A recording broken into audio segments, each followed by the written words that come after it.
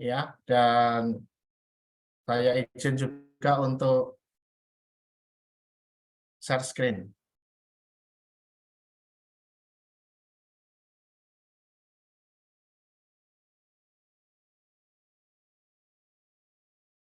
Gimana, Kak Salsa bisa melihat slide saya?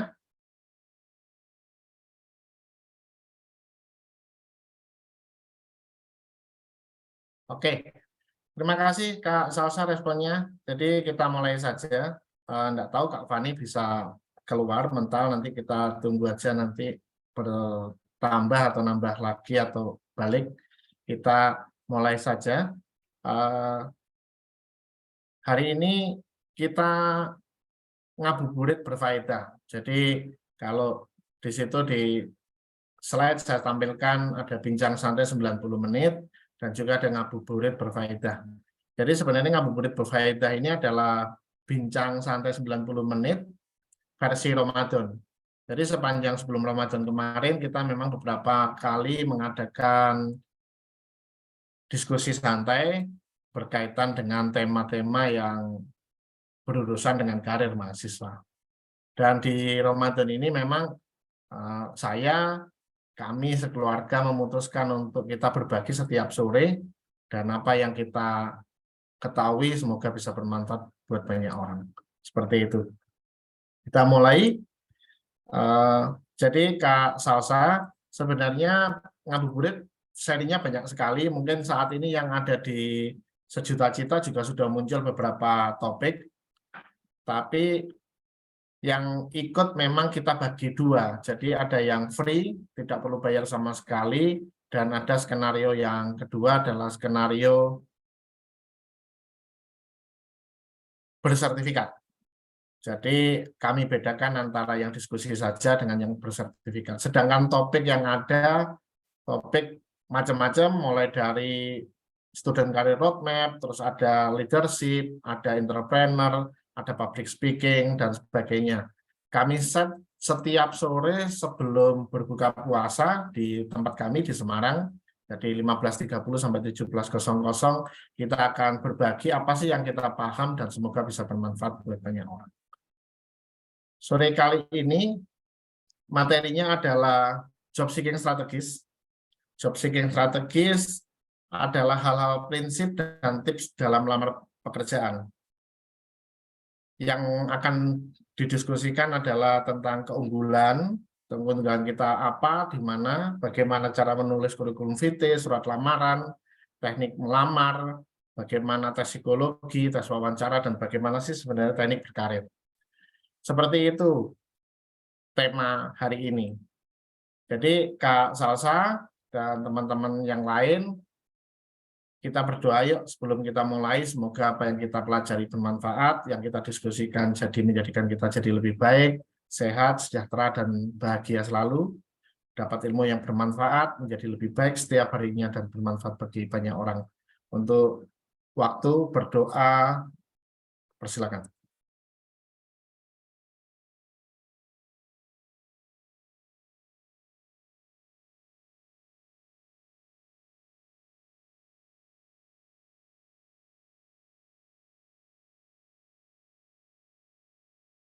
Amin. Terima kasih. Kak Salsa, apabila ada kesulitan dalam menangkap suara saya atau mungkin tidak jelas, koneksi saya mungkin terputus, silakan respon dengan chat ya Kak ya. Jadi biar bisa nyambung terus. Oke, Kak Salsa. Topiknya seperti ini. Jadi job seeking strategis itu sebenarnya adalah seri workshop yang full day. Mungkin Kak Salsa juga mungkin pernah lihat iklannya di sosmed ataupun juga di Sejuta Cita. Kami menjadwalkan beberapa kali roadshow sebenarnya bahwa job seeking strategis itu full day dari pagi sampai sore, dan memang satu langkah demi langkah kita dampingi. Misalnya kayak ngobrol tentang keunggulan saya apa dan di mana, ya kita sesi itu benar-benar membahas, kita menggali kira-kira unggulnya teman-teman apa. Bagaimana itu semua ditulis dalam kurikulum vitae, bagaimana juga mensimulasikan untuk menulis surat lamaran dan aplikasi lainnya. Dan di full day biasanya kita bahas tentang bagaimana sih melamar pekerjaan. Dikupas lebih lengkap. Begitu juga dengan tes psikologi, juga ada simulasi bagaimana tes itu dilakukan dengan self assessment dan juga wawancara. Wawancara juga biasanya ada simulasi, saya jadi orang HRD-nya dan pesertanya jadi pelamarnya. Dan beberapa hal yang saya lakukan tentang berkarir yang mungkin bisa saya bagikan. Seperti itu, ini saya profil singkat saya bahwa saya ya dapat dikatakan mungkin sebagai fasilitator. Jadi mungkin LinkedIn saya ada di Dutria Bayu, mungkin di LinkedIn ada. Saya juga mengisi di beberapa tempat, mulai dari pemerintahan, perusahaan swasta, kampus, hingga jaringan bengkel. Padahal di situ juga saya sertakan bahwa sebenarnya saya sih lulusan peternakan.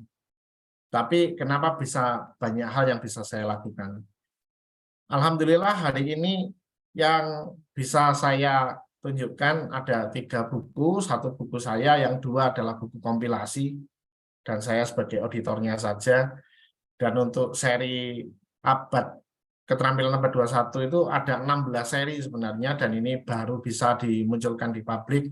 Seri yang ke-10 kolaborasi dan seri ke-13 grid. Dan juga buku saya insya Allah pertengahan tahun ini akan kami launching, semoga lancar, Penyesalan Sang Sarjana. Dan juga Penyesalan Sang Sarjana sudah saya buka juga pendaftarannya untuk bedah buku. Sebenarnya di Sejuta-Cita juga memang dari 21 penyesalan itu tidak sehari sekali pertemuan dibahas semua, enggak, tapi kita bahas beberapa kali pertemuan. Kenapa sih kok saya menulis buku Penyesalan Sang Sarjana?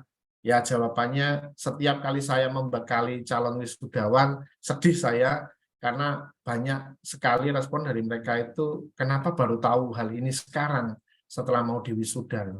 Makanya saya tulis di situ Penyesalan Sang Sarjana menjelang diwisuda. Itu buku saya. Kita lanjut, ini saya, ini istri dan anak saya, dan lembaga untuk bisa menaungi kami bertiga adalah Travel Schooler Indonesia. Kami pengen sebagai keluarga yang pembelajar dan juga travel schooler, dan anak saya statusnya juga homeschooler. Jadi kami keluarga yang menjalani homeschooling. Ini tentang saya, rumah saya di sini dan sebagainya. Ini riwayat pendidikan saya, riwayat pekerjaan saya, dan sekian hal yang tentang saya. Mungkin nanti bisa dilihat lebih detail di lampiran.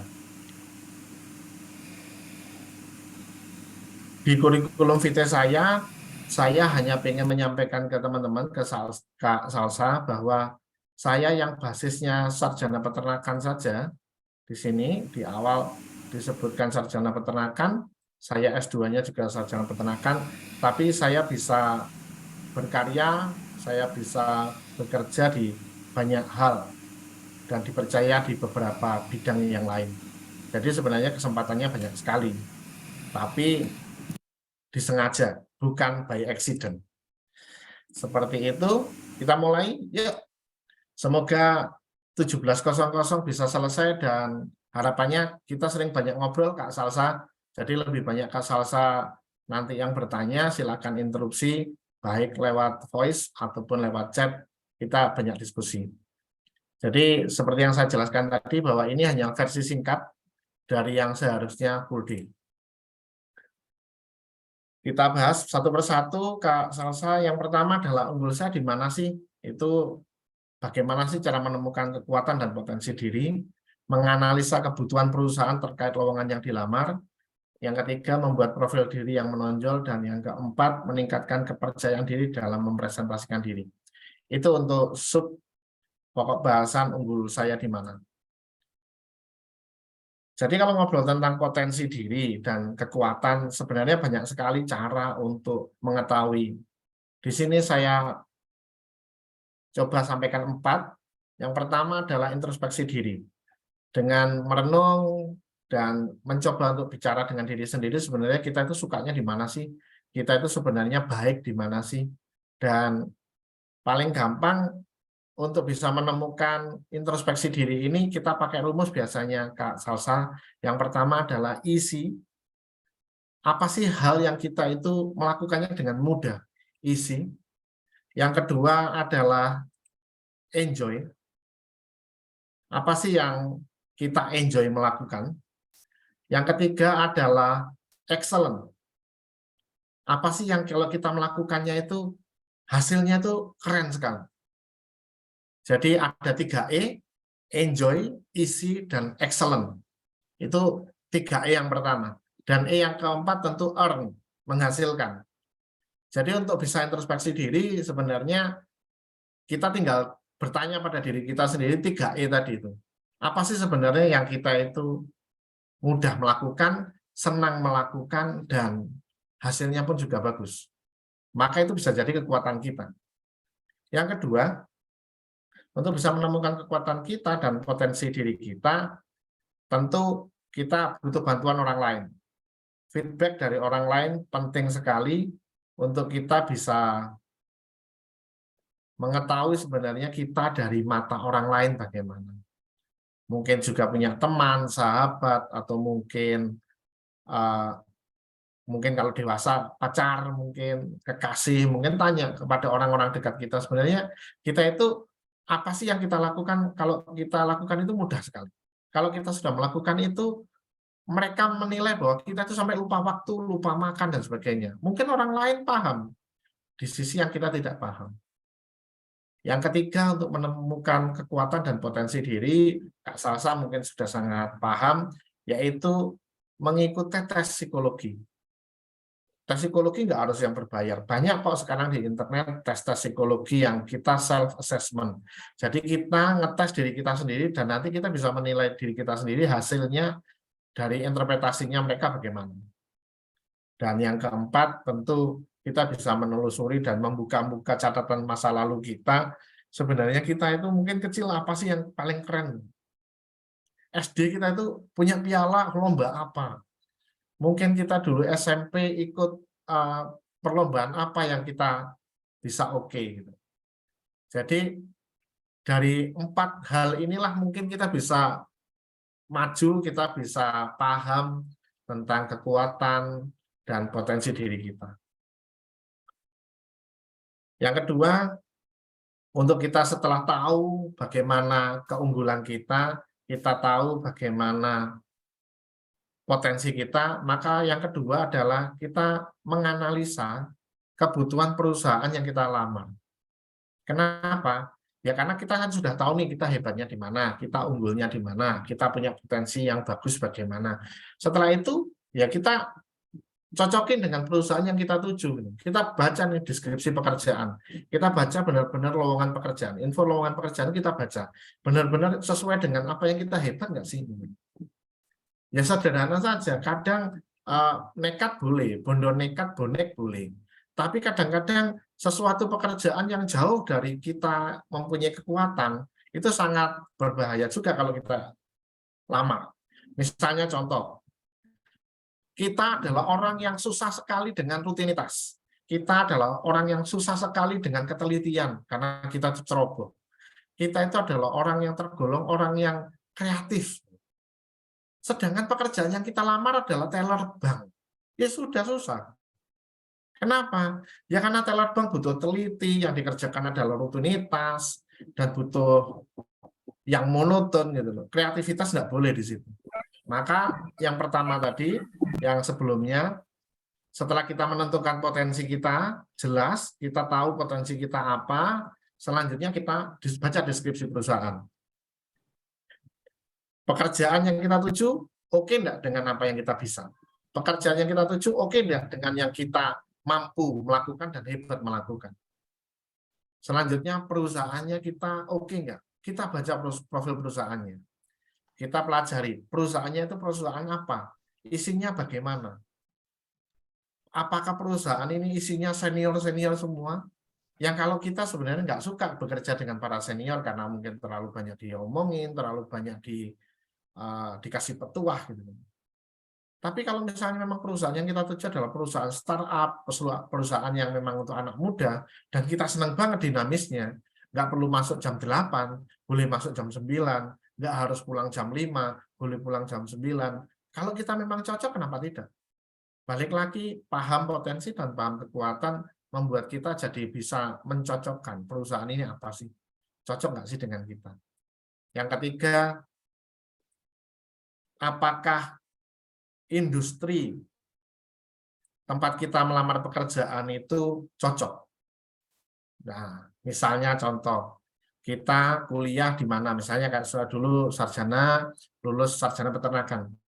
Industrinya industri yang tidak jauh dari saya sekolah.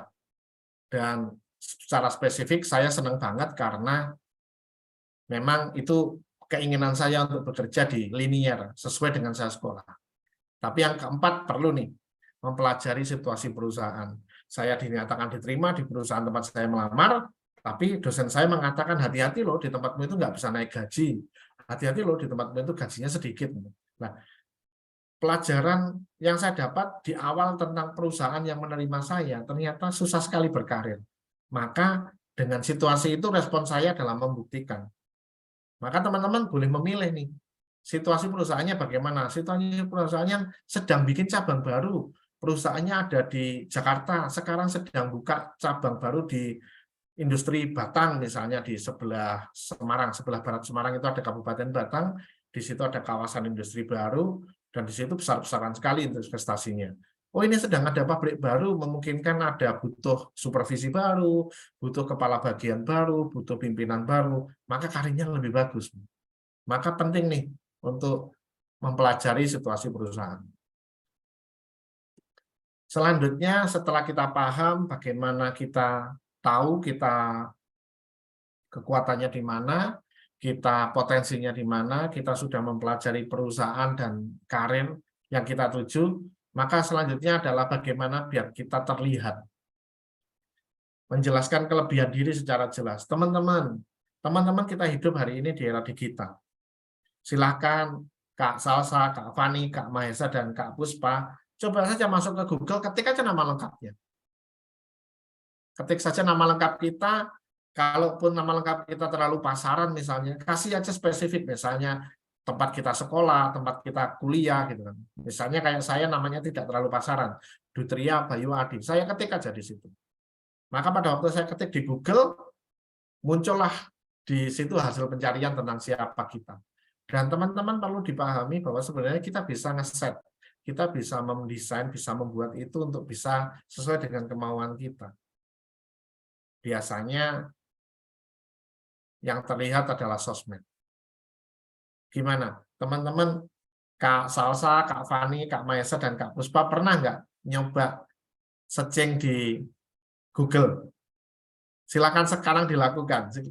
Yang pegang HP, yang sekarang Zoom-nya di laptop, tapi HP-nya kosong, atau mungkin di laptop pakai yang Windows lain, boleh, pakai jendela lain, silakan masuk ke Google. Kira-kira apa sih yang teman-teman dapatkan kalau teman-teman nyari nama di Google? Cari nama lengkap kita di Google. Nah, nih, saya ketik di chat, silakan. Teman-teman silakan masukkan ke situ kira-kira halaman 1, nomor 1, 2, 3 hasil pencariannya kita apa. Ini saya izin stop share dulu. Kita coba pakai punya saya. Kalau saya nyari kira-kira dapatnya apa. Ini perlu juga kita praktekkan. Nah, ini coba kita cari. Kalau punya saya, ini ketik Dutria Bayu Adi. Nah, ini. Teman-teman bisa melihat di slide. Teman-teman boleh respon lewat chat atau lewat suara. Atau mungkin emoticon. Bisa melihat. Nah, ini yang pertama adalah Facebook saya. Yang kedua adalah YouTube saya. Yang keempat adalah Twitter, Kompasiana, blog saya, dan macam-macam ini tentang saya.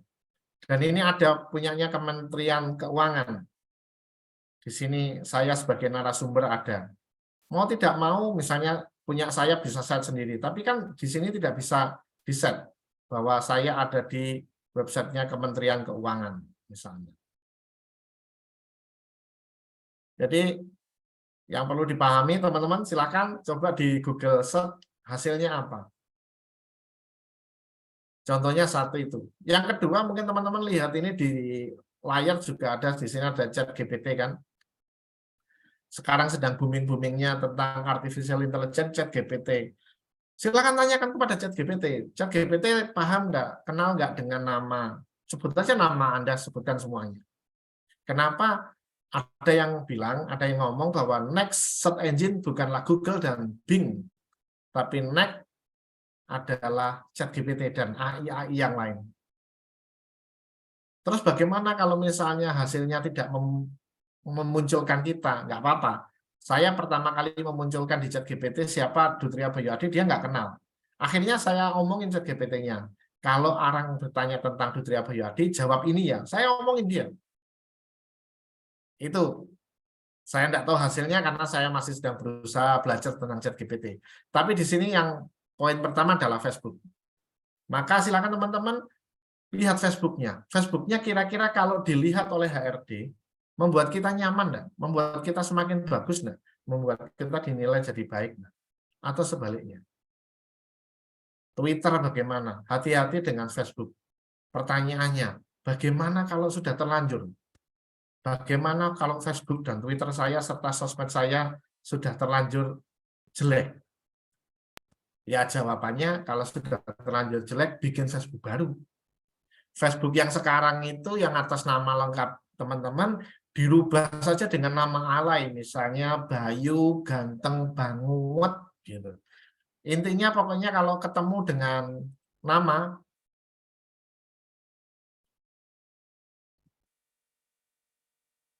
ya kenapa nggak bikin LinkedIn? Saya LinkedIn-nya ada, cuma karena LinkedIn-nya itu lama tidak saya maintain, maka search engine-nya lebih bagus punyanya Facebook. Misalnya yuk kita cari lagi. Oke, kita cari lagi misalnya Dutria Bayu-Adi, LinkedIn. Yang muncul juga sebenarnya. Ini yang pertama.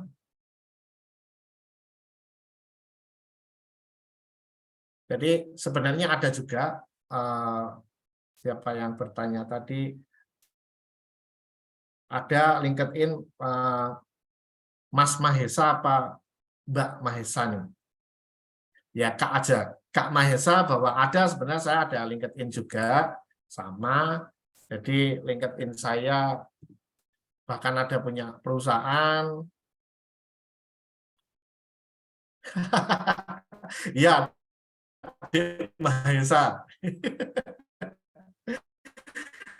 Ini LinkedIn saya karena memang hari ini orang belajar tentang LinkedIn, tentang berkarir. Kita bisa nge-set di sini apa saja. Juga kita lihat postingannya apa saja. Orang akan melihat sebenarnya kita postingan apa saja sih yang kita posting, apa yang kita share di sini, dan itu mempengaruhi juga dan teman kita siapa. Gitu. Seru, seru, seru. Ada lagi pertanyaan? Silakan lewat chat, nggak apa-apa pertanyaannya. Silakan, balik lagi tantangan saya kepada teman-teman adalah silakan masukkan nama lengkap teman-teman di Google Search. Nama lengkap kira-kira munculnya apa? Tuh. Kalau tadi Dik Mahesa tadi bertanya kenapa nggak di LinkedIn, jawabannya ya ada. Cuman karena LinkedIn-nya baru setahun belakangan ini saya maintain, maka di Google Search jarang muncul. Tapi kalau orang mencari nama saya di LinkedIn ya tentu akan dapat juga. Seperti itu. Kita lanjut ke materi yang tadi. Bagaimana sih membuat profil yang menonjol? Satu, itu kita terlihat di dunia maya. Yang kedua, fokus pada di website kita, di blog kita, di sosmed kita, tentang apa sih capaian kita terbaik. Dan pahamkan bahwa minat dan motivasi kita juga tersebutkan di situ. Dan kita tersebutkan juga apa sih keterampilan dan pengalaman kita. Dan yang kelima itu mempromosikan kepribadian yang unik. Kepribadian yang unik itu bukan konotasi negatif, tapi kepribadian yang unik itu konotasinya adalah apa yang kita punya dan yang lain tidak punya. Ada pertanyaan dari Kak Fani. Cara membuat LinkedIn gimana caranya, Pak? Data apa saja yang harus dicantumkan di LinkedIn? Oke. Cara membuatnya tinggal masuk aja ke LinkedIn dan daftar. Tentunya masuk saja ke LinkedIn, habis itu daftar. Dan apa saja yang harus dimasukkan ke LinkedIn? Banyak sekali. Apapun, tapi yang profesional. Intinya yang profesional, yang berkaitan dengan kita, positif kita, dan kekuatan kita. Intinya, LinkedIn adalah sosial media yang menjual kita siapa, yang menjual diri kita, yang menjual, yang brosur kita intinya, brosur kita. Jadi misalnya HRD, kita melamar pekerjaan ke salah satu perusahaan, HRD-nya mencari LinkedIn kita dan mendapatkan itu, maka apa yang tersebutkan di LinkedIn itu sudah mencakup segalanya. Ini saya coba ke LinkedIn saya. Ini LinkedIn saya seperti ini. Jadi tentu saya siapa dan saya kerja di mana, macam-macam. Terus aktivitas saya apa saja, ini saya posting-posting yang sekarang kita sedang diskusi. Terus pengalaman saya apa saja, di situ saya sebutkan. Misalnya di sini, terus sekolah saya di mana gitu. Jadi Kak Fani, kalau jawaban singkat saya sebenarnya dicoba masuk saja. Dicoba masuk saja. Yang diposting itu Kak Salsa. Apa sih sebenarnya yang diposting di LinkedIn? Sebenarnya nggak hanya LinkedIn ya, tapi semua. Percuma kita bangun LinkedIn yang baik kalau Facebook kita, Twitter kita, Instagram, dan TikTok kita itu mengatakan yang sebaliknya. Maka harus linear. Sekali lagi, kita di dunia yang serba sosmed ini, yang serba terhubung ini, kita tidak bisa hanya satu saja kita bangun. Balik lagi jejak digital kita nggak bisa. Beruntunglah beberapa sosmed itu masih nggak pakai blockchain. Kalau pakai blockchain sudah susah lagi, karena blockchain nggak bisa dihapus. Kalau Facebook masih bisa dihapus, masih bisa posting itu disembunyikan, masih bisa.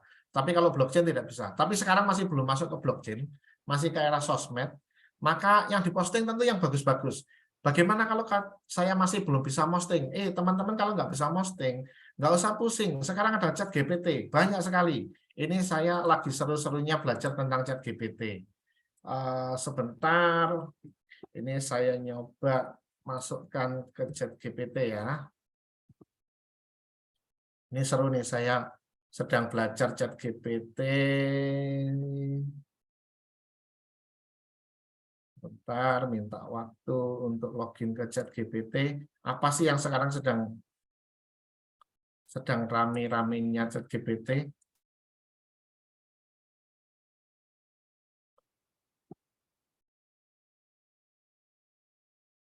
Bentar. Jadi kalau yang nggak bisa posting, postingnya apa saja, bingung. Ini ada teknologi yang sekarang sedang ramai dibahas orang adalah ChatGPT. Apa sih ChatGPT itu? ChatGPT adalah artificial intelligence, adalah kecerdasan buatan yang berbasis data yang kita bisa apa aja. Macam-macam kita bisa melakukan dengan ChatGPT. Oke, ini sudah buka, tinggal di-share. Oke, teman-teman sudah bisa melihat slide saya, ada ChatGPT-nya? Mohon direspon. Oke, misalnya saya contoh nih, buatkan saya 3 tips jadi mahasiswa. Oke.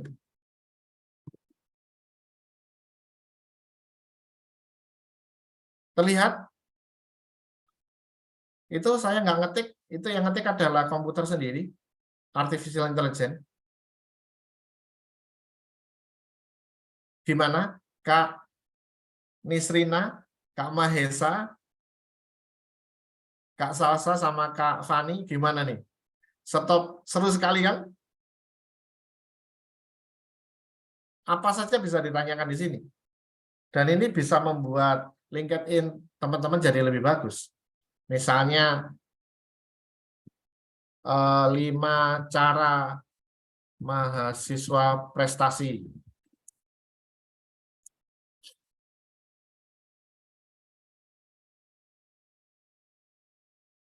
Oke?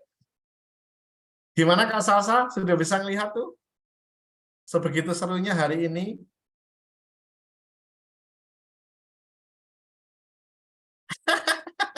Betul. Betul, Dik Mahesa. Betul, betul, betul.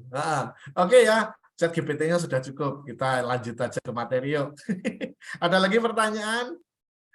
Ini kalau bahas chat GPT nggak ada habisnya karena saya sendiri secara pribadi lagi senang-senangnya bahas itu sebenarnya. Itu ya. Kita lanjut. Bagaimana sih mempresentasikan diri dengan baik? Ya tentu ini bahasannya adalah sederhana. Kenapa kita perlu mempresentasikan dengan baik? Ya pada waktu kita melamar pekerjaan, percuma unggul kita bagus, percuma kekuatan kita keren, percuma IP kita dan nilai kita bagus sekali. Tapi kalau misalnya kita nggak bisa mempresentasikan ya susah. Kita berprestasi, kita mempunyai banyak piala, kita mempunyai banyak sertifikat. Tapi pada waktu ditanya, tolong dong jelaskan siapa kamu. Ya sudah selesai. Potensi kita hilang gitu aja. Ini cara-caranya untuk bisa mempresentasikan dengan baik adalah mempersiapkan dengan baik, terus pelajari siapa yang kita ajak ngobrol, audiens kita siapa, dan yang ketiga itu latihan presentasi. Penting latihan presentasi. Latihan presentasi itu nggak perlu banyak orang kalau misalnya kita masih belum pinter. Ya cukup 2-3 orang teman kita atau sahabat kita. Dan yang keempat, jadilah diri sendiri. Yang kelima, bahasa tubuh itu penting karena kadang-kadang kalau kita itu diem aja tapi ngomong, orang yang mendengarkan agak kurang nyaman. Dan yang keenam, penting sekali bahwa presentasi itu jangan lupa fokus kita sebenarnya apa sih yang pengen kita sampaikan. Jangan lepas dari tujuan awal. Seperti itu unggul saya di mana sampai saat ini ada pertanyaan kah? Silakan lewat chat boleh, open mic juga nggak apa-apa. Silakan.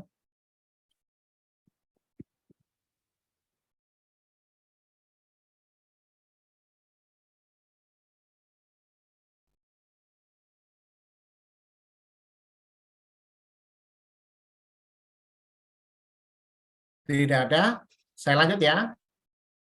Lanjut topik yang kedua dari halal prinsip dan tips melamar pekerjaan adalah menulis kurikulum vitae, surat lamaran dan aplikasi yang lain. Seperti ini, menulis kurikulum vitae, surat lamaran dan aplikasi lainnya. Yang pertama akan kita bahas adalah struktur dan konten yang tepat untuk CV. Yang kedua, tips dan trik. Dan yang ketiga, bagaimana sih kalau kita melamar pekerjaan lewat online. Kita bahas satu persatu, bagaimana sih sebenarnya struktur dan konten yang tepat untuk CV. Ini contohnya CV. CV seperti ini. Kenapa kok saya tidak terlalu detail di sini? Ya karena waktunya. Jadi kalau misalnya bahas tentang kurikulum vitae di full day workshop biasanya memang tidak dibahas, tapi langsung buat. Kalau offline biasanya satu persatu saya datangin dan benar-benar saya komenin satu-satu. Tapi kali ini kita di Ngabuburit Berfaedah kita bahas sekilas saja. Kurikulum vitae itu tentu ada nama lengkap, nomor telepon dan sebagainya. Ini yang di atas ini teman-teman. Habis itu pernyataan tujuan mencari pekerjaan itu kita sama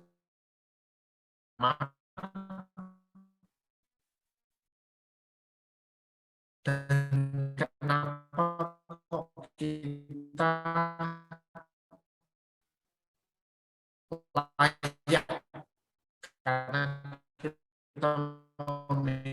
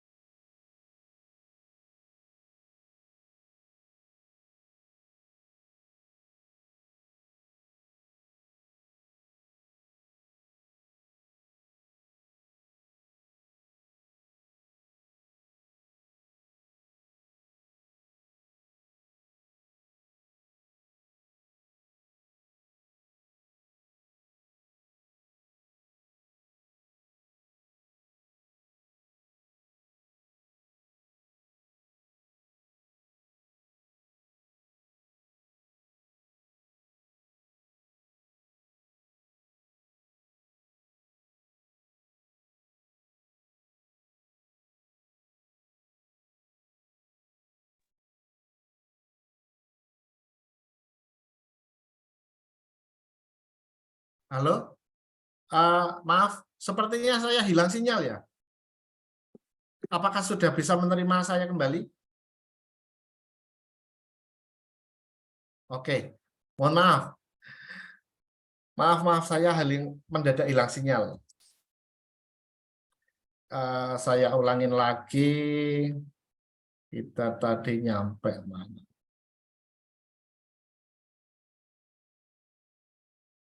Sampai struktur ini.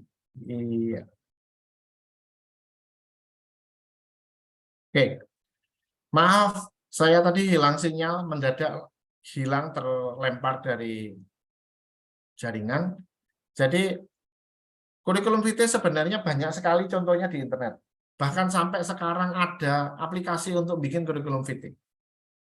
Yang kedua, kurikulum vitae itu banyak sekali yang menawarkan jasa. Nah itu saya tidak paham. Sampai sekarang saya tidak paham jasa membuatkan CV itu bagaimana. Mungkin yang ketiga yang mungkin lebih saya masuk akal adalah kurikulum vitae sekarang kalau nyusun itu ada banyak jasa yang mengkonsultani atau mendampingi. Banyak sekali. Jadi sebenarnya untuk menyusun kurikulum vitae nggak sulit sekarang. Cuman dari sekian fasilitas yang ada, teman-teman, bukan tentang kurikulum vitae-nya yang penting. Yang penting adalah item-item yang di dalamnya ini. Percuma kita ngomong pengalamannya harus ditulis sebagaimana detail, bagaimana keterampilan kita bahasakan sebagaimana bisa dikenali oleh artificial intelligence. Nah, kalau yang ditulis nggak ada. Disitulah yang paling penting sebenarnya, teman-teman. Yang paling penting dari kurikulum vitae bukan tentang bagaimana cara menulisnya. Ya, itu nomor 2. Nomor 1 adalah apa yang ditulis. Makanya teman-teman tadi di awal saya sampaikan bahwa sampai saya menulis buku Penyesalan Sang Sarjana itu kenapa? Nah, karena pada waktu pembekalan wisudawan, pada waktu buat kurikulum vitae, itu lembar itu cuma 1 lembar saja, nggak sampai halaman kedua. Mahasiswa yang minggu depan akan jadi sarjana, yang akan diluluskan, yang tidak lagi akan kuliah seminggu kemudian. Mereka itu nggak punya apa yang ditulis di kurikulum vitae. Maka ironi sekali, disitulah saya membuat bincang santai 90 menit, disitulah saya membuat Ramadan ini ngabuburit, berfaedah. Harapan saya teman-teman bisa bercerita banyak tentang diri teman-teman di kurikulum vitae. Karena bukan hanya tentang menulisnya bagaimana, tapi yang paling penting apa yang teman-teman tulis. Seperti itu. Bagaimana dengan surat lamaran? Surat lamaran sama, ini ada kepala, ada salam pembuka, ada tujuan, dan sebagainya. Ini juga sama sebenarnya, contohnya banyak sekali di internet, dan tinggal nyadur saja, tinggal nyontek saja. Tapi jangan copy paste. Seperti itu. Dan cover letter ini untuk aplikasi-aplikasi yang berbasis online, melamar online misalnya kayak Jobstreet, misalnya kayak apa dan sebagainya itu banyak sekali tentang online untuk melamar pekerjaan, itu cover letter sudah tidak dibutuhkan. Seperti itu, bagaimana sih tipsnya? Ini menulisnya, tip menulis. Kali ini tidak membahas tentang apa yang ditulis, tapi kita fokus di formatnya. Sesuai dengan posisi yang dilamar. Tentu kalau semua kita sebutkan di kurikulum vitae, kalau orangnya itu rajin ikut-ikut aktivitas, organisasi, dan sebagainya, pasti akan penuh, tapi tidak semua bisa diikutkan sebenarnya. Tentu sesuaikan dengan apa yang dilamar. Yang kedua, bahasa yang digunakan mudah dipahami, Tata letaknya itu tinggal nyontek saja di Google banyak untuk bisa mendapatkan itu. Terus jangan berlebih-lebihan menggunakan kata-kata misalnya kayak ahli ini, ahli itu, master di bidang ini. Nah, itu nggak perlu lah. Itu bahasa brosur-brosur pelatihan itu. Kalau kurikulum vitae ya lebih spesifik saja. Bisa membuat naskah cerpen yang dimuat di harian Kompas. Bisa membuat buku antologi cerpen-cerpen motivasi anak muda yang diterbitkan di Grasindo misalnya. Nah, itu lebih spesifik seperti itu. Sertakan kata kunci, ini nanti akan saya bahas tentang kata kunci yang ada di kurikulum vitae dan cover letter di surat lamaran, penting. Dan yang selanjutnya jangan lupa melampirkan portofolio. Nah, portofolio saya bahas di sejuta cita yang lain. Teman-teman hari ini yang ikut di job seeking strategis, yang hari ini ikut, pastikan masuk ke dalam grup WA, dan nanti kalau sudah ada diskusi tentang portofolio, nanti teman-teman akan kami bagikan link di grup. Silakan ikut. Kita fokus membahas di situ tentang portofolio. Dan sebelum CV itu diserahkan, dikirim atau disubmit lewat online, dipastikan diperiksa ulang dulu, jangan sampai karena copy paste namanya masih pakai nama temen, alamatnya pasti pakai alamat temennya gitu loh. Saya dulu pada waktu bekerja jadi kepala pabrik itu ada 6 lowongan pekerjaan dari satu kampus itu 6 titik komanya sama, hanya ganti nama saja. Selebihnya sama. Seketika langsung ke 6-6-nya itu tidak perlu saya periksa, saya buang ke tempat sampah. Percuma juga. Karena hanya satu lembar surat lamaran saja mereka nyontek bareng-bareng dan tidak berpikir bagaimana beliau-beliau bisa menggantikan saya sebagai kepala pabrik. Maka saya buang, saya tidak butuh orang yang seperti itu. Maka hati-hati, copy paste iya, boleh copy paste tapi ya disesuaikan. Bagaimana membuat aplikasi online? Ini kalau sekarang teman-teman punya lamaran pekerjaan, sebenarnya banyak sekali aplikasi-aplikasi penyedia lowongan pekerjaan. Saya sampai sekarang masih nongkrong di jobstreet.com. Saya masih dikirimin beberapa lamaran pekerjaan yang memang gajinya di atas 30 lah. Saya set itu 25 sampai 30 dan saya mohon dikirimin lowongan pekerjaan yang di atas itu per bulannya. Sampai sekarang saya masih ngikutin dunia perlowongan pekerjaan. Maka satu, teliti dan pahami syarat dan kualifikasinya. Pertanyaan yang selalu ditanyakan kepada saya adalah, Pak, kalau di situ ada tulisannya pengalaman 2 tahun. Lah saya baru lulus, bagaimana, Pak? Ya, dilema saya menjawab. Kalau saya pribadi jawabannya lamar saja. Loh, tapi kan tidak punya pengalaman, Pak. Ya nggak apa-apa. Kalau kita melamar pekerjaan, kita punya peluang ditolak. Tapi juga punya peluang diterima. Tapi kalau kita tidak melamar, 100% kita tidak diterima. Betul nggak? Kalau saya seperti itu. Yang kedua, buat profil yang menarik. Kalau teman-teman punya LinkedIn, buat profil yang menarik. Kalau teman-teman punya akun di jobstreet.com, buat akun yang menarik. Sertakan portofolio dan proyek terkait. Nah, balik lagi ke situ, portofolio dan proyek. Pengalaman kerja, pengalaman organisasi, dan karya. Selalu ke sana terus. Maka dari itu, bagi teman-teman sekarang yang masih kuliah, masih sekolah, waktunya untuk teman-teman membuat aktivitas yang bermanfaat untuk mengejar portofolio, proyek, karya, pengalaman kerja, dan sebagainya. Gunakan kata kunci, saya lagi kata kunci nanti saya bahas di belakang, terus gunakan bahasa yang profesional, bahasa baku tentunya, tinggal pakai MS Word saja, Windows 10 sama Windows 11 sudah bisa mengecek kita apakah bahasa kita baku atau tidak. Baik bahasa Inggris maupun bahasa Indonesia. Gunakan format yang jelas dan mudah dibaca. Periksa kembali dan sampaikan jelas apa yang kita maksud, kita tuju melamar apa. Jangan sampai membuat surat lamaran itu mau diterima, berkenan diterima di posisi apapun di tempat bekerja. Lah, jangan seperti itu. Spesifik. Ini yang saya sebutkan tadi, kata kunci. Teman-teman sekalian, perlu dipahami HRD hari ini sudah sangat canggih. Kenapa HRD saat ini senang sekali menerima lowongan pekerjaan lewat email? Kenapa lowongan pekerjaan itu lewat online? Kenapa? Karena mereka sudah menggunakan aplikasi tracking system, teman-teman. Mereka, para HRD, yang manusia ini tak lagi membaca satu persatu HRD-nya, nggak lagi membaca semua berkas, enggak. Pahit kenyataannya, ya, tapi ya mau tidak mau, Ini kenyataan yang ada. Teman-teman harus paham itu.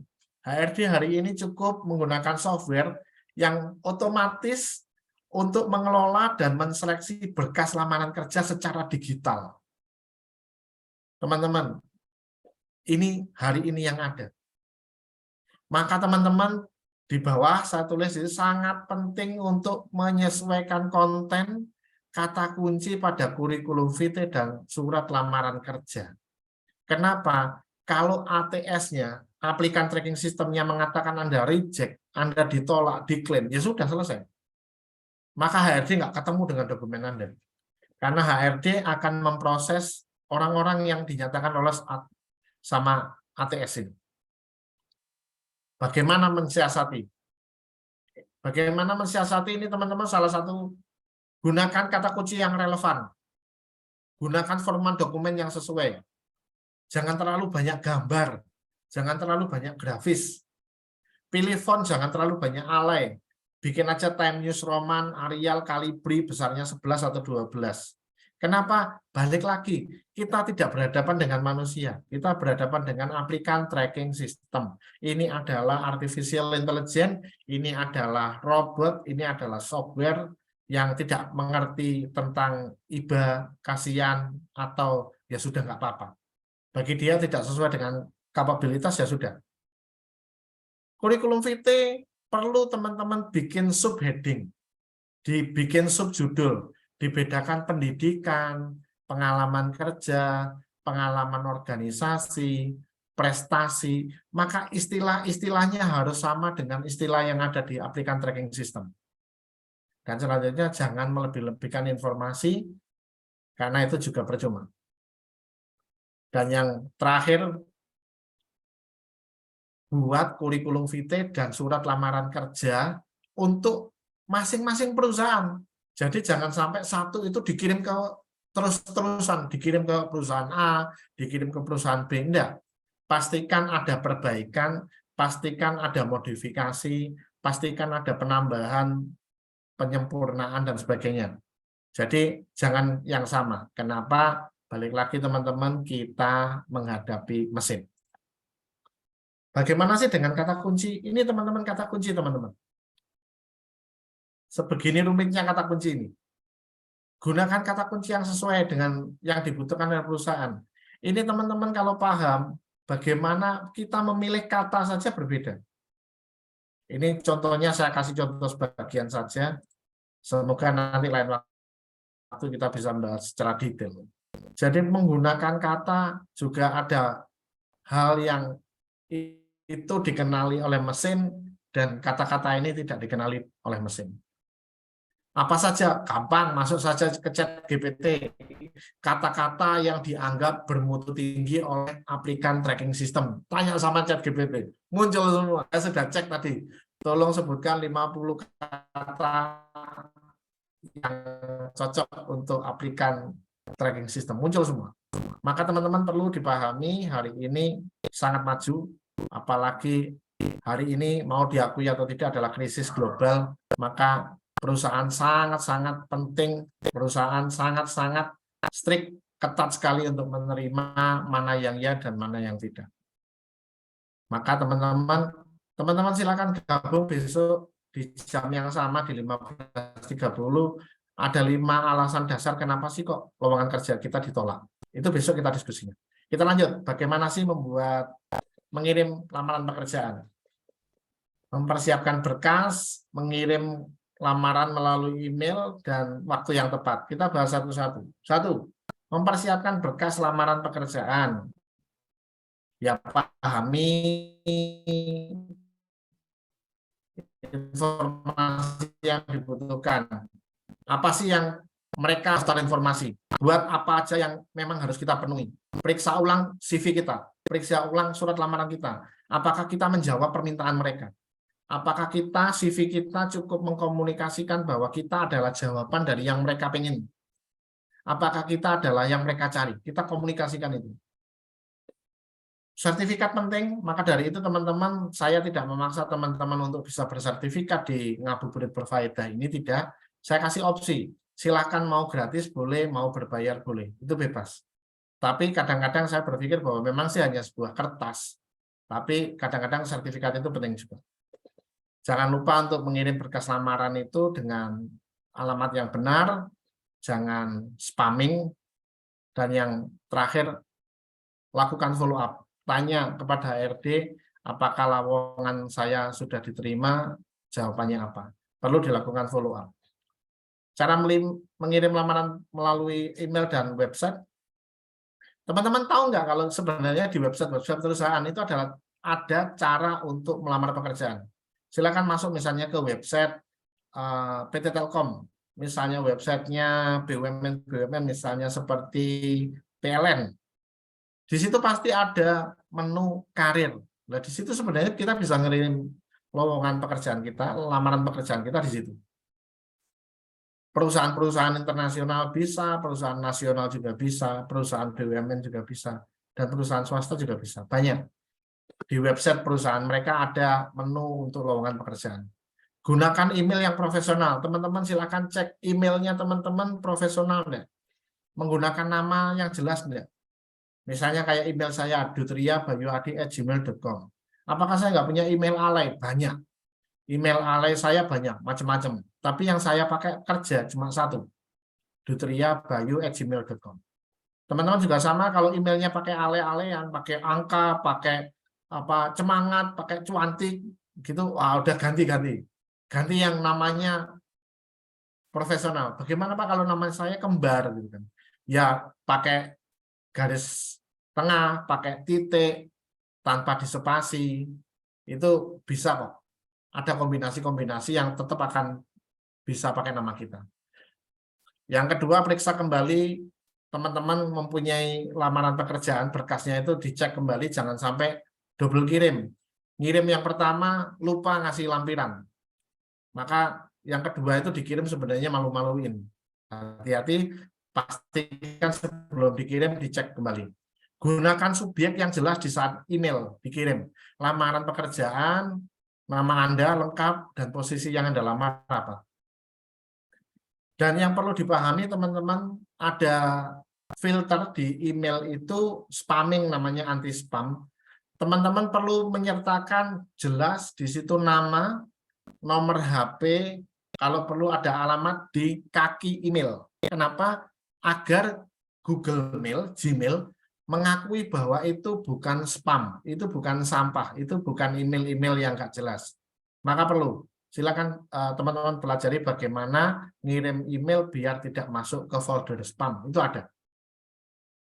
Lampirkan berkas lamaran yang sesuai dengan yang dibutuhkan, sertakan pesan singkat yang jelas, karena kita basisnya email, maka kan ada body email, ada badan email, dan ada lampiran.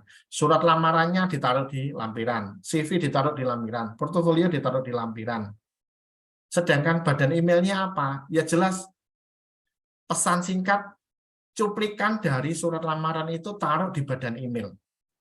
Tidak terlalu panjang, jangan terlalu panjang, karena itu badan email kalau kepanjangan orang juga malas baca. Dan sekali lagi, jangan lupa diperiksa sebelum dikirim. Bagaimana sih waktu yang tepat? Tidak ada waktu yang tepat untuk melamar pekerjaan, teman-teman. Tidak ada. Maka pantau lowongan pekerjaan itu secara teratur. Teman-teman pengen kerja di mana? Misalnya pengen bekerja di salah satu BUMN, salah satu bank besar, bank pemerintah misalnya. Ya pantau saja. Atau mungkin kalau teman-teman tidak mau memantau, ya nggak apa-apa. Ya sudah, melamar saja, karena menu lowongan pekerjaan itu biasanya selalu dibuka, tidak ditutup. Maka perlu rekreasi, teman-teman silakan masuk ke website, ke perusahaan-perusahaan yang teman-teman pengen berkarir di dalamnya. Cari menu karir, cari menu lowongan pekerjaan di sana, ada. Persiapkan berkas lamaran sejak dini. Ini perlu teman-teman mulai sekarang susun berkas lamaran pekerjaan. Kumpulkan, bikin CV, bikin portofolio, bikin surat lamaran. Kira-kira teman-teman kurang apa? Apa yang perlu diperbaiki? Pada waktu nanti ada lowongan pekerjaan, ada informasi, tinggal dilengkapi, disempurnakan, dan kirim. Yang ketiga, tanyakan langsung ke perusahaan. Ini biasanya kalau tidak ada menu lowongan pekerjaan di website perusahaan, silakan Anda masuk ke administrasi. Di situ tanyakan saja kepada email admin bahwa saya Namanya Bayu, saya kuliah, sekolah, jurusan ini, saya minat sekali berkarya di sini. Mohon informasi apabila mengirim lamaran di mana. Dan yang kelima, perhatikan kondisi perusahaan, jangan sampai perusahaan sudah mau gulung tikar, kita ngelamar. Bagaimana kondisi perusahaan itu hanyalah isu tambahan untuk kita bisa bersiap dan menyesuaikan. Seperti itu, ada pertanyaan teman-teman? Sampai sini ada yang ditanyakan? Boleh lewat chat, boleh open mic, silahkan.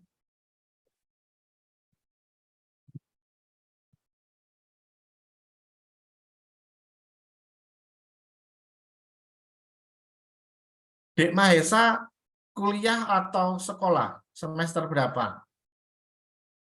Seberapa pentingkah kita menyertakan proyek-proyek yang pernah kita kerjakan buat dicantumin di CV atau portofolio? Penting. Penting sekali, Dek Mahesa. Kalau tidak dicantumkan bahwa Dek Mahesa pernah ikut atau memimpin sebuah proyek, maka kan orang lain tidak tahu. Dan yang paling penting sebenarnya bukan hanya tentang proyek apa, tapi cerita di balik proyek itu. Dek Mahesa, SMK, SMA. Kalau SMK jurusan apa?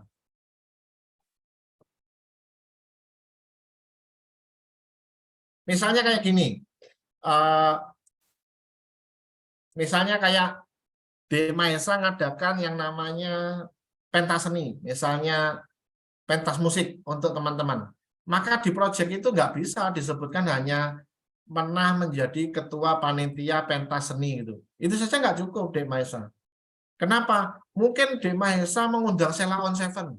Mungkin Dek Mahesa mengadakan itu di stadion yang kapasitasnya 10.000. Mungkin Dek Mahesa mengadakan event itu yang pesertanya yang datang itu 10.000. Maka itu berbeda dan itu cerita itu penting loh. Orang akan melihat seberapa hebat Dek Mahesa apabila proyek itu didetailkan. Maka di kurikulum vitae bisa di pengalaman kerja proyek itu, bisa juga di pengalaman leadership, bisa di pengalaman organisasi. Terserah. Kalau di pengalaman organisasi berarti bentuknya adalah organisasinya, pengalaman leadership berarti proyeknya apa, di pengalaman kerja perannya sebagai apa. Misalnya pengalaman proyek ketua panitia, misalnya pengalaman proyek sebagai kepala seksi donatur, si pencarian dana misalnya. Maka besarnya dana, siapa saja donaturnya, itu adalah cerita yang penting, Dek Mahesa. Itu. Jadi, seberapa penting? Penting sekali. Dan itu harus. Maka dari itu, mungkin sekarang sudah lulus, Dek Mahesa, sudah tamat SMA, maka, keren. Kalau misalnya Dek Mahesa bikin website, tinggal disebutin aja websitenya itu apa saja. Atau mungkin disebutkan bahwa itu masuk ke SEO enggak? Masuk ke Google Search halaman 1 nomor 1 enggak? Nah, seperti itu. Websitenya sudah bisa dimasukkan ke dalam Google AdSense enggak? Menghasilkan uang enggak websitenya? Atau mungkin websitenya dijual, satu website harganya 5 juta. Itu prestasi Dek Mahesa. Maka itu perlu diceritakan di situ. Di situ perlu diceritakan. Ada lagi pertanyaan? Mungkin Kak Salsa, Kak Fani, Kak Nisrina, ada pertanyaan? Lanjut ya. Bagaimana dengan tes psikologi? Persiapan untuk tes psikologi. Yang dibahas adalah bagaimana sih persiapannya, jenis-jenis tes psikologi apa, dan bagaimana cara menghadapi tes psikologi. Persiapannya teman-teman adalah ini, pertahankan kondisi fisik yang sehat. Pertahankan kondisi fisik yang sehat itu biasanya kalau tes, misalnya besok tes jam 9, jam 10, malamnya jangan bergadang. Mau tidak mau ngantuk itu juga sesuatu. Misalnya tes jam 8, ya berarti jam 7 harus datang. Loh, kalau macet bagaimana ya dipikir kalau perlu berangkat malam sebelumnya. Bikin tenda di depan pabrik kalau perlu. Kalau perlu sehat secara fisik dan rohani itu dipastikan iya. Pahami tujuan tes psikologi. Teman-teman, tes psikologi tujuannya adalah untuk mengetahui siapa Anda. Tes psikologi itu dibuat oleh orang-orang yang sekolah di psikologi. Maka sebenarnya adalah sangat konyol apabila kita belajar soal ini jawabannya ini, soal ini harusnya jawabannya. Sampai sekarang saya masih tidak sepakat. Latihan soal tes psikologi. Kenapa harus latihan? Cukuplah jadi diri sendiri saja. Agar bisa lulus jadi teller bank, maka kita harus bisa menyelesaikan ini. Loh, lah kalau tesnya itu untuk mencari kita teliti atau tidak, padahal kita sebenarnya orang yang ceroboh. Tapi karena kita tahu jawabannya harusnya ini, biar disebut orang teliti, akhirnya kita lolos pekerjaan itu. Akhirnya kita diterima di pekerjaan itu karena tes psikologinya kita orang yang teliti. Padahal enggak. Bayangin, kalau kerja sebagai teller bank, dan orang yang tidak teliti, orang yang ceroboh, tiap hari menghilangkan uang bank, tiap hari harus ganti rugi. Kira-kira nyaman enggak kerjanya? Misalnya tes psikologi itu ditujukan untuk mencari orang-orang yang tahan banting, karena ditaruh di pekerjaan nanti itu yang begitu banyak kompleks masalah yang ada. Ternyata teman-teman tahu, kalau misalnya ada pertanyaan ini, biar kita dianggap sebagai orang tahan banting, jawabannya harus ini. Anda pekerjakan, Anda lolos, tapi pada waktu Anda bekerja, ternyata Anda tidak setahan banting itu. Kira-kira nyaman enggak bekerja? Maka jadi diri sendiri. Persiapkan diri secara mental. Kalau tidak cocok, sederhana. Saya selalu ditanya sama siapapun, saya nggak lolos tes psikologi. Saya jawabannya adalah, ya berarti kamu memang tidak seperti yang dicari. Sudah selesai. Jangan pernah mempunyai mindset yang salah, Anda tidak lolos tes psikologi itu karena Anda bodoh. Tidak. Tes psikologi itu berarti menunjukkan bahwa Anda tidak cocok. Itu saja. Perhatikan instruksinya dengan baik, percaya sama diri sendiri, dan lakukan prates. Prates di sini itu bukan untuk kita nyari tip dan trik dan cheat, enggak, tapi untuk mengetahui sebenarnya kita itu siapa sih. Ada salah satu materi di Ngabuburit Berfaedah itu tentang alat uji kepribadian. Enggak tahu, saya lupa di tanggal berapa itu ada. Nanti tinggal diikutin aja. Nanti di situ akan saya bahas bahwa alat tes ini membahas tentang apa. Teman-teman kalau mau melakukan ini secara gratis, silakan ngunjungin ini, sebagainya. Itu. Nanti ada, enggak tahu di hari keberapa, ada tentang alat tes psikologi. Saya diskusi tentang itu. Ini teman-teman jenis-jenis tes psikologi. Yang pertama adalah tes kepribadian, yaitu untuk mengukur kepribadian siapa dia secara profiling. Yang kedua, numerik. Bagaimana bisa melogika, bagaimana bisa operasi matematika. Bagaimana kemampuan verbal, bagaimana merespon. Tes situasional, bagaimana kalau dikasih skenario A, jawabannya dia apa. Skenario D, jawabannya dia apa. Dikasih tantangan. Yang ketiga, kecerdasan, kognitif. Ya, tes kecerdasan lah, tes tentang pengetahuan dan sebagainya. Tes motivasi untuk mengukur motivasi seseorang.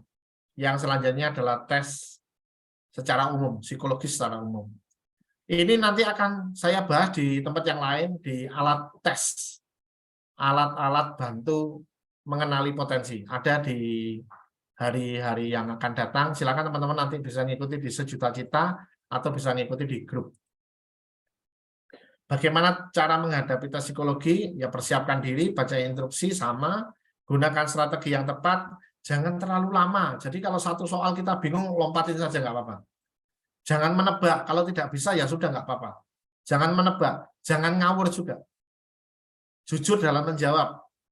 Nah, jujur dalam menjawab ini penting. Nah, ini saya katakan jujur menjawab ini, teman-teman, sekali lagi mindset-nya harus ditata. Tes psikologi dibuat oleh orang yang sekolah psikologi itu bertahun-tahun, ya. Tidak ngawur mereka membuat tes psikologi. Misalnya contoh, misalnya saya ditanya, Bayu, jenis kelaminmu apa? Laki-laki. Bayu, kalau kamu ke toilet yang gen apa yang ladies? Yang gen. Bayu, kalau kamu itu pakai celana, pakai rok, pakai celana. Bayu, kalau kamu itu pakai kerudung atau pakai songkok? Pakai songkok. Itu pertanyaannya kan berbeda. Tapi jawabannya juga berbeda. Tapi satu saja saya jawab salah, maka saya bisa dicap sebagai tidak jujur. Bayu, kamu laki-laki enggak? Ya. Gen apa ladies? Ke toilet? Ladies. Selesai. Maka teman-teman kalau jawab tes psikologi, tolong jujur. Kenapa? Karena pertanyaan akan diulang-ulang dan jawabannya kita harus konsisten. Kalau kita tidak konsisten, kita dicap tidak jujur atau kita pelin-pelan. Hati-hati. Tetap tenang. Tips yang terakhir. Bagaimana menghadapi tes wawancara? Bagaimana persiapannya? Ini pelajari profil perusahaan, teman-teman. Sebelum tes wawancara, pelajari dulu perusahaannya. Jangan sampai nanti ada pertanyaan yang konyol yang kita nggak bisa jawab. Misalnya, perusahaan itu berdiri kapan, perusahaan itu punya cabang di mana saja, perusahaan itu punya produk apa saja, itu perlu penting. Yang selanjutnya yang perlu kita pelajari adalah lowongan pekerjaan yang kita lamar itu apa sih? Itu harus juga kita pahami. Siapkan jawaban teman-teman untuk pertanyaan-pertanyaan yang sederhana. Misalnya ceritakan tentang diri Anda sendiri. Ceritakan kelebihan dan kelemahan Anda. Mengapa Anda tertarik di perusahaan ini? Ini adalah pertanyaan normal dan pertanyaan yang paling sering muncul dan paling sering tidak bisa dijawab. Misalnya apa kelebihan Anda? Jawabannya adalah disiplin, rajin, terampil. Enggak itu nama dasar Dharma Pramuka. Kelebihan itu enggak seperti itu. Kelebihan itu adalah apa yang Anda punya dan orang lain tidak punya. Itu namanya kelebihan. Kalau Anda ngomong disiplin, loh, sekian yang lamar itu semua orang bilang disiplin. Kalau ngomong tentang siap bekerja di bawah tekanan, semua orang yang lamar itu mau bekerja di bawah tekanan. Maka nggak ada hebatnya itu semua. Bagaimana kelebihan-kelebihan, nanti kita bahas di sesi yang lain. Sama juga saya khusus membahas tentang nilai tambah. Silakan ngikutin. Selanjutnya, bagaimana untuk bisa tes wawancara? Latihan wawancara. Makanya kalau di full day, di offline, biasanya saya harus ada simulasi. Pertanyaan ini jawabannya apa? Pertanyaan jawabannya apa? Satu peserta menjawab, kita kupas. Jawaban ini mempunyai cabang nggak sih? Jawaban ini mempunyai artian yang berbeda nggak sih? Jawaban ini membuat di positif atau negatif. Yang selanjutnya, kenali diri sendiri, teman-teman. Pahami apa yang Anda lamar, CV Anda, portofolio Anda apa. Jangan sampai pertanyaan itu berawal dari CV Anda, dan Anda nggak bisa jawab. Akhirnya HRD-nya ngomong, loh Anda nulisnya gini, kok jawabnya berbeda. Hati-hati. Pilih pakaian yang tepat, sopan tentunya, pakaian yang nyaman, dan yang terakhir, siapkan dokumen-dokumen penting lainnya. Apa yang Anda sebutkan di lampiran-lampiran, apa yang Anda sebutkan di kurikulum vitae dan portofolio, maka kalau ada dokumennya, bawa. Bagaimana menghadapi wawancara yang efektif? Hampir sama dengan yang lain, tiba tepat waktu itu berarti sebelumnya sudah datang, penampilannya ya oke, sopan, ramah, dengarkan pertanyaan sampai selesai baru dijawab. Beri jawaban yang spesifik, dan di saat ada kesempatan untuk bertanya, silakan bertanya. Jangan sampai, enggak Pak, enggak ada yang ditanyakan. Enggak. Kalau saya ditanya, pertanyaannya apa Pak? Kalau yang seru. Kalau saya pertanyaannya adalah, Pak, bagaimana saya tahu saya diterima atau tidak? Dan kalau saya diterima, kira-kira mulai kerja kapan? Itu bagi saya menunjukkan antusiasme dan menunjukkan kesiapan saya untuk bekerja.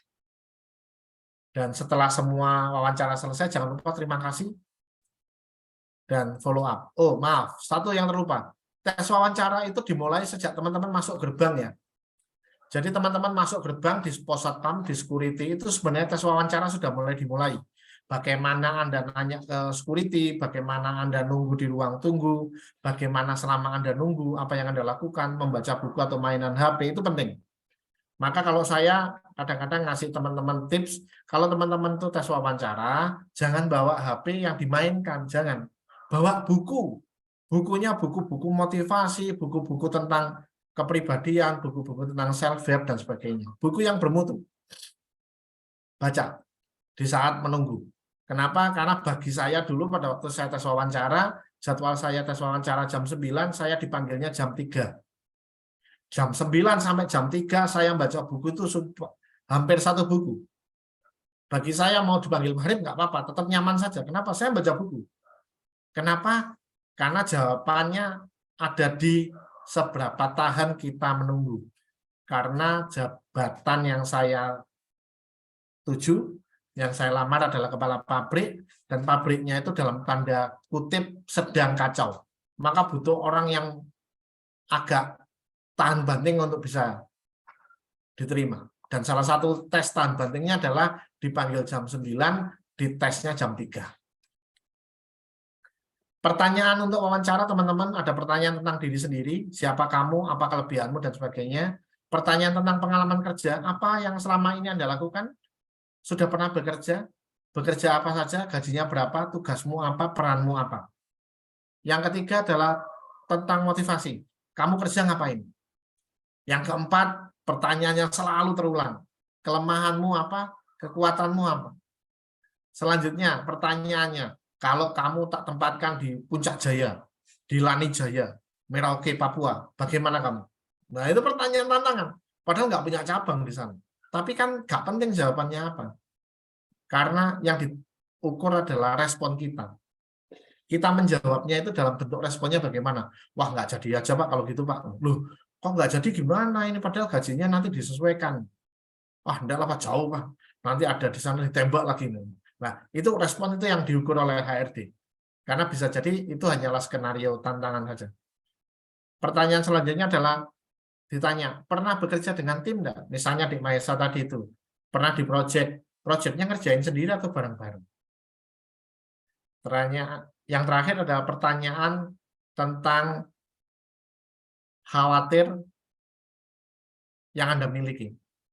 Pertanyaannya gini, saya sudah selesai bertanya, ada pertanyaan enggak? Nah, ini. HRD-nya bertanya, ada pertanyaan enggak? Maka kita harus bertanya. Karena disitulah kita memahami dan mengetahui sejauh mana kita paham tentang alur melamar pekerjaan. Terakhir, bagaimana strategi bagi yang baru masuk kerja? Pahami dunia kerja, bagaimana tantangan di awal karir, dan bagaimana mengembangkan. Teman-teman, misalnya kayak di Maesa nih, sudah lulus sekolah nih, penting nih, berarti. Satu, banyak-banyak menonton dan membaca tentang materi tentang dunia kerja yang dituju. Perlu magang, ikut praktek kerja industri, mengikuti pelatihan dan seminar, bicara dengan profesional yang berpengalaman, mencari informasi tentang perusahaan yang dituju, mengamati orang yang sukses yang bidangnya sedang kita tuju. Bagaimana menghadapi tantangan karir di awal karir, belajar. Kadang-kadang kalau ditanya, apa yang pertama kali dicari dalam pekerjaan, jawabannya adalah belajar. Saya pertama kali jadi kepala pabrik, gajinya rendah sekali. Benar, satu pabrik saya paling tinggi. Ya, tapi dibandingkan teman-teman saya paling rendah. Tapi nggak masalah, karena saya paham saya harus belajar dan saya harus mengembangkan keterampilan. Saya mengambil peran yang lebih tinggi, saya mencari mentor, manajer saya ingin mereka mengajari saya bagaimana berkarya yang baik. Dan alhamdulillah 11 bulan kemudian saya meningkat, gaji saya 3 kali lipat, dan karir saya, jabatan saya naik 7 level lebih tinggi dibandingkan sebelumnya. 11 bulan saja. Makanya kalau misalnya bekerja lebih dari 1 tahun kok gajinya tidak meningkat 3 kali lipat, bagi saya, wah, nggak niat kerja kamu. Tapi alhamdulillah bisa. Tetap fokus, jangan takut mencoba hal baru, dan perlu menjaga keseimbangan kerja. Bagaimana cara mengembangkan karir? Tujuannya jelas. Kalau saya pertama kali masuk, hari pertama kali saya masuk kerja, manajer saya langsung ngasih saya tujuan yang jelas. Yuk, kamu harus menggantikan saya di kursi ini 2 tahun. Paling lambat 3 tahun. Lebih dari itu berarti kamu nggak niat kerja. Baru jadi junior supervisi, kepala pabrik itu perannya, tapi jabatan di level saya itu sebenarnya junior supervisi, karena baru lulus sarjana dan baru bekerja di hari pertama. Langsung dikasih target 2 tahun menggantikan manajer pabrik, 7 level lebih tinggi jabatannya. Level jabatannya lebih tinggi 7 kali. Jadi ada junior supervisi, kepala subsi, kabak, dan sebagainya, itu sampai ke level manajer itu 7. Dan saya 11 bulan, bisa. Tingkatkan keterampilan, baca, sharing dengan orang lain, berjejaring. Banyak orang-orang sukses di sekitaran kita kalau kita bekerja, dan kita belajar dari mereka. Ambil peran lebih. Kita digaji misalnya 5 juta untuk 10 tugas. Ya kalau kita tetap menjalankan 10 tugas, maka gajinya tetap 5. Kalau mau gajinya naik dari 5 ke 10, berarti 10 tugas kita kerjakan 20. Atau 10 tugas kita kerjakan setengah bulan selesai. Waktunya yang kita perpendek, hasilnya kita perpanjang. Hasilnya kita perbanyak. Ambil peran yang lebih. Ambil resiko berkaitan dengan peran. Miliki fokus, cari mentor, dan evaluasi. Seperti itu, terima kasih. Maaf sekali saya ngebut, ini batch pertama, saya juga belum mengukur bahwa materi ini bisa selesai atau tidak 1,5 jam. Dan ternyata selesai tapi tidak menyisakan waktu untuk tanya jawab. Silakan waktu yang selesai, waktu yang tinggal beberapa menit ini bisa dipakai untuk tanya jawab. Teman-teman silakan bisa chatting, boleh open mic juga silakan. Silakan, waktu yang tersisa untuk tanya jawab. Monggo.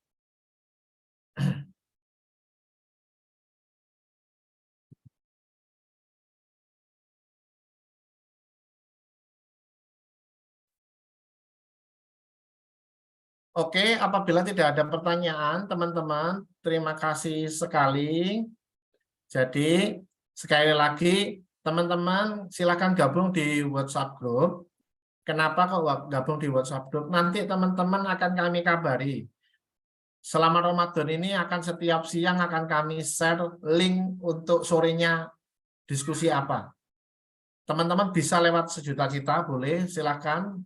Teman-teman juga bisa lewat langsung di grup WhatsApp. Intinya teman-teman boleh mengikuti semua diskusi yang ada. Tidak harus daftar ke Sejuta Cita. Sejuta Cita hanya saya jadikan pintu masuk saja untuk bagi yang pengen bersertifikat. Jadi silakan membayar 13.000 untuk registrasi sertifikat, tapi kalau hanya sekedar ilmunya saja silakan. Boleh langsung gabung di WhatsApp group. Seperti itu, teman-teman, saya kali lagi, apakah ada pertanyaan?